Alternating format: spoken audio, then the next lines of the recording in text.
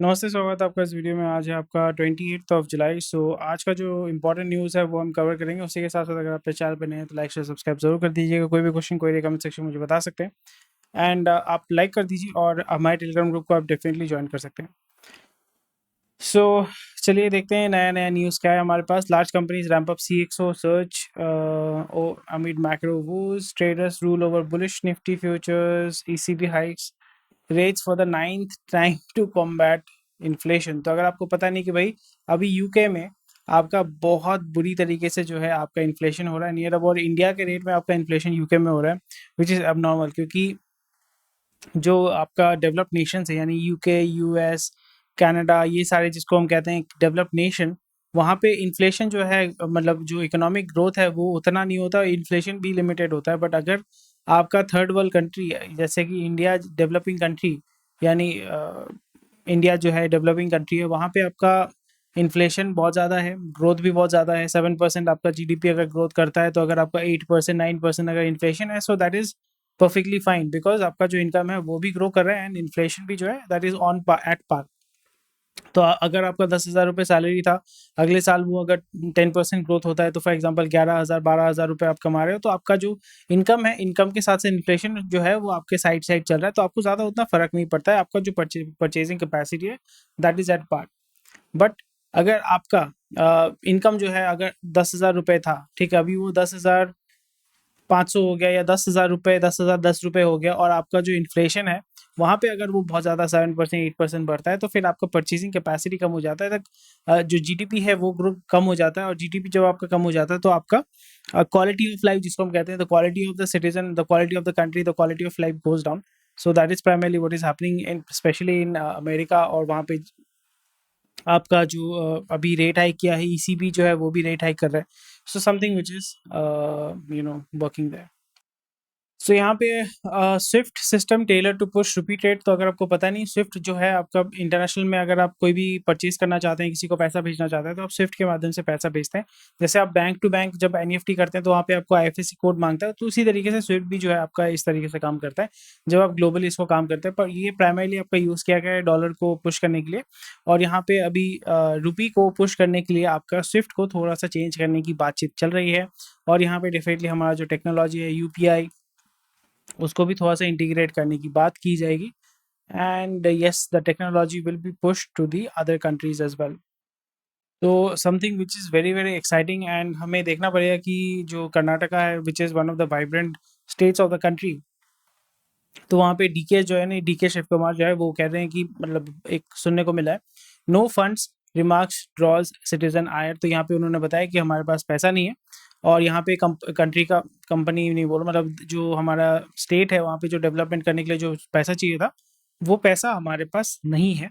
और ये प्राइमरली, मतलब मैं इसलिए नहीं बोल रहा हूँ कि I am against this government, ऐसा कुछ नहीं है, बट ये दिक्कत ही हो जाती है कि कोई भी गवर्नमेंट जो होता है उसके पास लिमिटेड फंड्स होते हैं। ठीक है, वो आपका इनकम कहाँ से करता है? टैक्स के माध्यम से करता है। टिपिकल ज़्यादातर लोग जो है टैक्स नहीं देते, इनकम टैक्स नहीं भरते हैं। सो जितना भी इनके पास टैक्स से इनकम होता है, तो वो इनकम वो कहाँ पे यूज़ करते हैं, खर्चा कहाँ पे करते हैं? स्टेट के डेवलपमेंट में जो पब्लिक यूटिलिटी होती है वहाँ पे वो उसको स्पेंड करते हैं।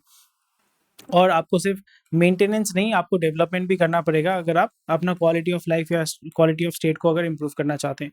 पहले अगर आपके वहाँ पे 1 लेन या 2 लेन हाईवे था या 2 लेन का रास्ता था, उसको अभी आपका 4 लेन किया जा रहा है, ताकि क्वालिटी ऑफ लाइफ बेहतर बने। और जब क्वालिटी ऑफ लाइफ बेहतर होता है तो लोग वहाँ पे माइग्रेट करते हैं।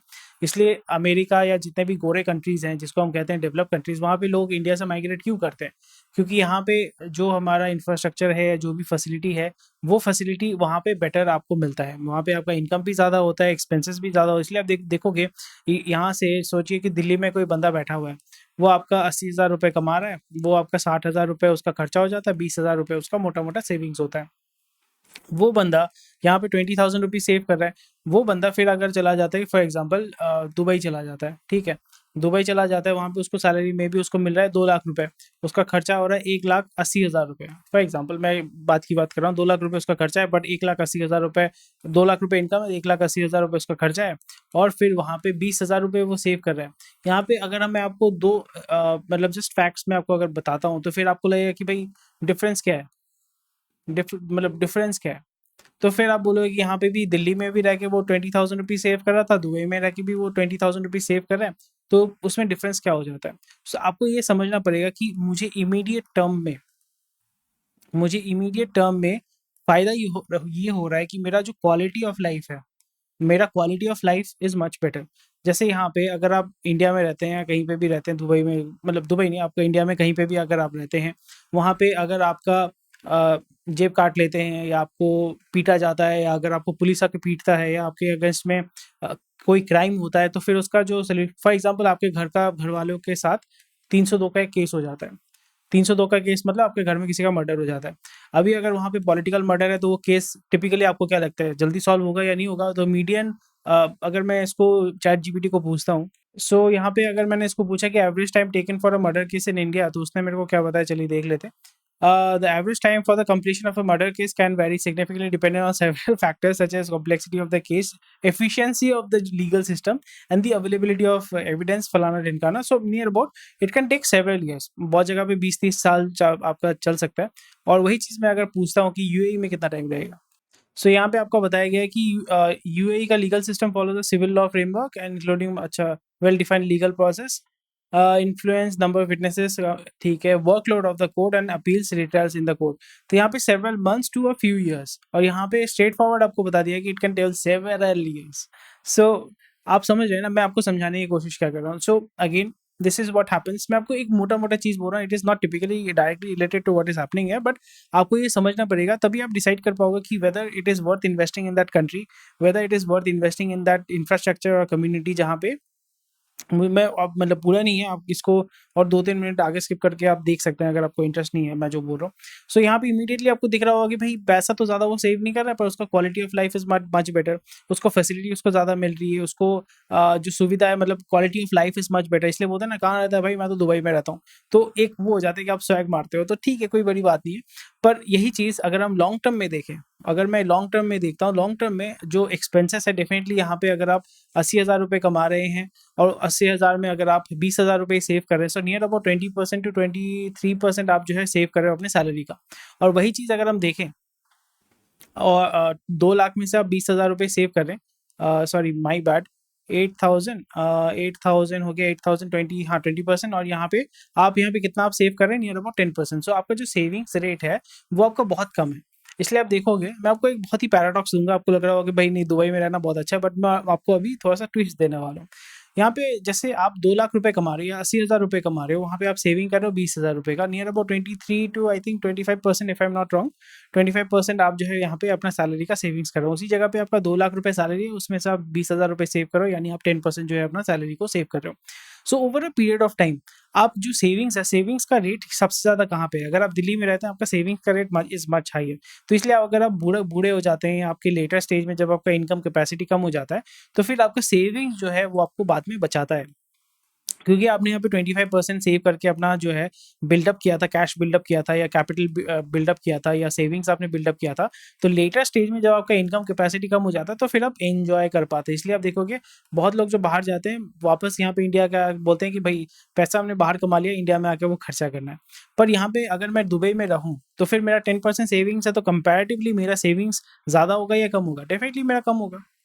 बात समझ रहे हैं ना? तो यहाँ पे इसलिए आप देखोगे जो अमेरिका है या जो भी डेवलप कंट्रीज़ है, वहाँ पे जो बूढ़े-बूढ़े लोग हैं, 80 साल का आदमी अभी भी आपका वॉलमार्ट में काम कर रहा है, आपका गैस स्टेशन में काम कर रहा है, गैस स्टेशन में सुबह 4 बजे काम कर रहा है, तो सुबह 3 बजे काम कर रहा है। क्यों काम कर रहा है? क्योंकि उनका इनकम सोर्स जो है उतना इनकम सोर्स जो है वो है, पर उनका सेविंग्स बहुत कम है। सो ये आपको समझना पड़ेगा कि अगर आप इंडिया में रहते हैं, पैसा सेव करते हैं, तो आपका बुढ़ापा अच्छा जाएगा। अगर आप क्वालिटी ऑफ लाइफ चाहते हैं तो आप दुबई में जाइए, पर आपका वहाँ पे बुढ़ापा जो है उतना अच्छा नहीं जाएगा अगर आप इनकम नहीं बढ़ाते, सेविंग्स को नहीं बढ़ाते। So this is just a perspective. मैं नंबर से आपको समझाने की कोशिश कर रहा हूँ, बट आपको यहाँ पे अपने लाइफ को थोड़ा सा यहाँ पे आपको डिसाइड करना पड़ेगा what you going to do. Second thing is आपको यहाँ पे फाइनेंशियली आपको ये सीखने को मिल रहा है कि कौन सा कंट्री है, कौन सा जगह पे मैं इन्वेस्ट करूंगा या किस जगह पे मैं इन्वेस्ट करूंगा तो मुझे ज़्यादा रिटर्न मिलेगा, और ये चीज़ आपके सामने है। ये एक बहुत अच्छा चीज़ आपको देखने को मिल रहा है। ये हमारे डॉगू भाई हैं जो थोड़े से लग रहे हैं कि थोड़े से सैड है, और पार्लियामेंट में रहते हैं। सोचिए पार्लियामेंट में हमारे बंधु रहते हैं और उनका ये हालत है। इनको तो खिला पिला के एकदम मोटा-सोटा बनाना चाहिए। सो इंडिया सेमीकंडक्टर जर्नी ये कौन दे रहा है भाई? भाई ये सरकार खुद का ही ऐड दे रही है भाई, गजब भी है। क्या दे रही है? Why do we need to develop microprocessor in India? 1960 में bureaucratic lethargy chases of companies away. 1970s no support for indigenous company. 1980s में mysterious fire shutdowns BSE VLSI 19। मतलब टिपिकली यहाँ पे वही बोल रहे हैं कि भाई कांग्रेस की सरकार ने ये किया है। कोई सरकार अपने पास को लेके ऐसा कभी बात नहीं करता है। So very interesting stuff. इसको लेके टिपिकली आप देखोगे, इसका जो है ट्विटर में और आपका लिंक्डइन में देखोगे, इसको लेके पक्का घमासान होगा अगर आप ट्विटर लिंक्डइन इस्तेमाल करते हैं तो। सो अभी गवर्नमेंट जो है पुश कर रहा है, which is very very good. तो हमें यहाँ पे देखने को मिलेगा पीएलआई स्कीम, ये लोग कहाँ पे लेके आ रहे हैं? For chemicals and petrochemicals. तो इसका मतलब ये है that we will be seeing a lot of movement in the chemical and the petrochemical market, specially जो ऑयल मार्केटिंग कंपनीज है या रिफाइनरी कंपनीज है, वहाँ पे आपको बहुत पुश देखने को मिलेगा। Either they will be pushing more volume, क्योंकि यहाँ पे ऑयल का जो प्राइस है दैट इज डिसाइडेड, अभी तो डिसाइडेड बाय द कंपनीज। सो अगर वो चाहे तो सस्ते में बेच सकते हैं, बट टिपिकली वो नहीं बेचेंगे because they want to make money as much as money they can. So special petrochemical items जो है जैसे बिटुमिन, ये सारी चीज़ें जो है यहाँ पे आइदर आपका प्रोसेसिंग पे ज़्यादा फोकस किया जाएगा और एक्सपोर्ट पे ज़्यादा फोकस किया जाएगा, क्योंकि डोमेस्टिक मार्केट में आप ज़्यादा पुश नहीं कर सकते because there is a price bracket और price limitation that is there. So अगर वो प्रोसेस करते हैं तो पोल्यूशन बढ़ेगा, तो आप देख सकते हैं that is good for businesses but it is not good for the society. इसलिए आप पेट्रोकेमिकल या केमिकल बिजनेसेस डेवलप कंट्रीज में ज़्यादा नहीं होती हैं, वो आपका थर्ड वर्ल्ड कंट्रीज या डेवलपिंग कंट्रीज से ही प्रोसेस करके मंगवाते हैं। एंड केमिकल्स तो डेफिनेटली हाइड्रोजन हो गया, फिर फॉस्फेट हो गया, ऑलरेडी आपने बात किया इसके ऊपर। So after spate of suicide IIT come up with ways to connect with students. So जिसको सुसाइड करना है वो करेगा। मतलब do you have, how do you feel about suicide? I think suicide it's very extreme.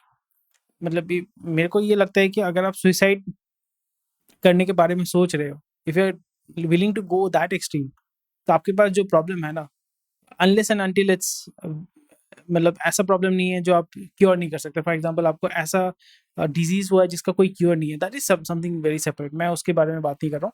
या आपके घर में किसी का डेथ हो गया जिसको आप रिप्लेस तो ऑब्वियसली नहीं कर सकते, बट अगर आप देख रहे हो कि भाई मेरे यहाँ पे मेरा इनकम थोड़ा सा कम हो गया है, या मे बी मेरे को मार्क्स कम आया है, या मे बी मैंने एक सब्जेक्ट में फेल कर चुका हूँ। सो उसके लिए if you are that desperate, ये मेरा कॉन्सेप्ट है, आप अग्री करते हैं कि नहीं मुझे बताइएगा, कि if you are that desperate to take a decision to commit suicide, वही चीज वही एनर्जी आप अगर लगाते हैं specially to solve that problem, आप देखोगे वो प्रॉब्लम सॉल्व हो जाएगा, आपको सुसाइड करने की जरूरत नहीं पड़ेगी। हर एक आदमी के अंदर जो है सुसाइडल टेंडेंसी होती है, गुस्सा आता है, दुख होता है, दर्द होता है, सबको होता है। बट वो जो एनर्जी जो लग रहा है ना, वो जो एक्सट्रीम जो आप सोच रहे हो, वही चीज अगर आप एक्सट्रीम अगर सोचोगे कि इसको कैसे मुझे सॉल्व करना है, तो देखोगे आपका सोल्यूशन निकल जाएगा। This is how I think, and this has actually help me a lot, not that I am suicidal, but ये मैंने सोचा था कि ये टेंडेंसी जो मेरे मेरे अंदर आ रही है, नेगेटिव थॉट्स जो आ रहे हैं मेरे दिमाग में, अगर मैं वही एनर्जी लगाता हूँ इसमें प्रॉब्लम सॉल्व करने के लिए, तो मेरा सोल्यूशन बहुत ही आसानी से निकल जाता है, and it makes you more positive. मतलब वो it's all about energy, you have a lot of energy, उस एनर्जी को आप किस तरीके से यूज करोगे, इट कैन बी इधर यूज्ड, मतलब वही होता है ना, आपके पास एनर्जी है, पर वो एनर्जी आप रिवर्स में डालोगे या फर्स्ट गियर में, या फॉरवर्ड जाने के लिए डालोगे, बैकवर्ड जाने के लिए डालोगे, it's all up to you. So India is set to be the third largest economy by the financial year 28. So which is obviously very good news. But अब हमें यहाँ पे देखना पड़ेगा कि अब वर्ल्ड्स लार्जेस्ट पॉपुलेटेड कंट्री है वो अगर थर्ड रैंक पे है, दिस इज ऑब्वियसली गुड कि आपका ग्रो कर रहा है, बहुत अच्छी बात है। But it's not a big deal at all, because आपका इन जेनरिक जो अगर हम देखें जीडीपी में जो ग्रोथ हो रहा है that is not at par. और क्वालिटी ऑफ लाइफ, हमारा प्रॉब्लम ये है कि जीडीपी जो हमारा ग्रोथ हो रहा है वहाँ पे जो हमारा आप बोल सकते हैं कि वेल्थ डिस्ट्रीब्यूशन क्या इक्वली हो रहा है? वेल्थ डिस्ट्रीब्यूशन क्या इक्वली हो रहा है हमारे स्टेट में? यहाँ पे आप देखोगे मर्सिडीज बेंज का जो है सबसे ज़्यादा सेल हो रहा है। उसी साइड में आप देखोगे कि जो पर्सनल लोन है वहाँ पे आपका बहुत ज़्यादा आपको पुश देखने को मिल रहा है। वहाँ पे ट्रैक्टर जिसने लोन पे लिया है उसके घर में जाके रिकवरी एजेंट ट्रैक्टर चला देते हैं प्रेग्नेंट औरत के ऊपर, उसको खत्म कर देते हैं, दो लोगों को खत्म कर देते हैं। ये हमारे देश में हो रहा है। सो यहाँ पे हम बात करेंगे इक्वालिटी के बारे में। आपको लग रहा है कि ऐसा हो सकता है? मणिपुर में जहाँ पे आपका बोल सकते हैं क्या वहाँ पे सिविल वॉर चल रहा है मणिपुर में, वहाँ पे क्या आपका जीडीपी क्या इक्वली ग्रो कर सकता है? बिहार में जहाँ पे कटिहार में आपका बिजली नहीं आता है, दिन में 5 घंटा बिजली आता है, वहाँ पे गोली मार के लोग मर जाते हैं, गोली खा के। आपको लगता है कि इंडिया का जो थर्ड लार्जेस्ट है उससे कोई फ़र्क पड़ता है? So eventually it's about quality of life, right? मैं यहाँ पे किसी को खराब नहीं बोल रहा, but this is what reality is. जब आप साइड बाय साइड लेके चलते हैं तो सुन के बहुत अच्छा लगेगा कि third largest, second largest, first largest, but the problem here is अगर हम देखें कि हमारा क्वालिटी ऑफ लाइफ कैसा है, तो क्वालिटी ऑफ लाइफ जो है वो आपको डिसाइड करना पड़ेगा कि whether it is actually giving us any value. क्योंकि पैसा कमा लोगे पर पैसा लेके अगर आप एंजॉय नहीं कर सकते, एंजॉय के बाद मतलब आपका क्वालिटी ऑफ लाइफ अच्छा नहीं है, तो फिर फ़ायदा क्या है? ठीक है? सो हमें ये समझना पड़ेगा। जैसे मैं एक और एक एग्ज़ाम्पल दे रहा हूँ कि आपके पास 10 करोड़ रुपए है, ठीक है? और फिर आपके पास पैसा बहुत है।